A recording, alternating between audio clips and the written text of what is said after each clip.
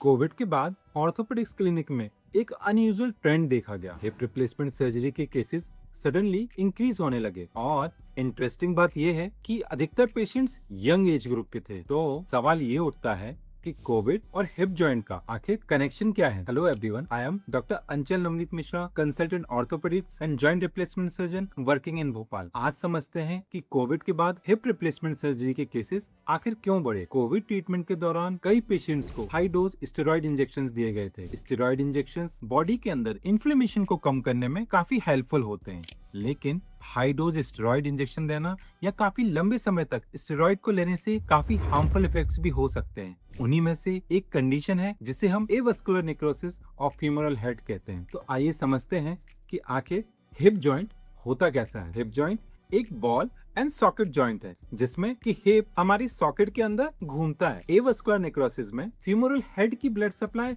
Hamper होने लगती है, जिसकी वजह से बोन्स वीक होने लगती हैं, जॉइंट सरफेस डैमेज होने लगता है और पेशेंट को चलने फिरने में, वेट बेयरिंग में परेशानी होने लगती है। जब ये डैमेज एडवांस स्टेज में पहुंच जाता है तो पेशेंट को सीवियर पेन होने लगता है, वॉकिंग डिफिकल्टी होने लगती है, चलने फिरने में, उठने बैठने में काफी परेशानी का सामना करना पड़ता है और ऐसी ही परिस्थिति में हमें पेशेंट को हिप रिप्लेसमेंट सर्जरी एडवाइस करनी पड़ती है।